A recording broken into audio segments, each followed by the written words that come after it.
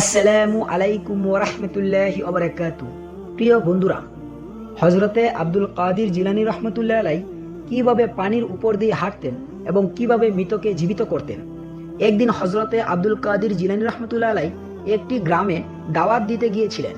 সেখানে তিনি আল্লাহর প্রতি সম্পূর্ণ তাওয়াক্কুল ও বিশ্বাসের শিক্ষা দিচ্ছিলেন।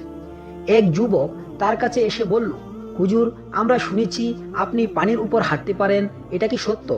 হযরতে আব্দুল কাদির জিলানী রাহমাতুল্লাহ আলাইহি মৃদু হেসে বললেন, তুমি যদি আল্লাহর উপর পূর্ণ বিশ্বাস রাখো তবে তোমার সামনেও এমন কিছু অসম্ভব থাকবে না। তবে মনে রেখো, অলৌকিক ক্ষমতা আমাদের নয়, সবই আল্লাহর ইচ্ছায়। যুবকটির আরো অগ্রসী হয়ে বলল, তাহলে কি আপনি আমাদের তা দেখাতে পারবেন? তিনি যুবকের বিশ্বাস পরীক্ষা করতে রাজি হলেন। গ্রামের পাশে একটি নদী ছিল।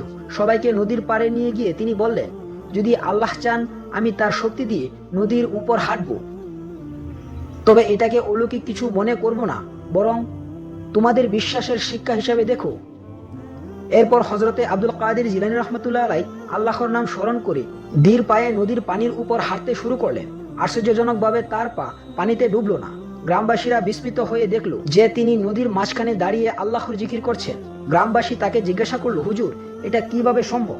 তিনি উত্তর দিলেন, এই কাজ সম্ভব হয়েছে শুধু আল্লাহর ইচ্ছায়।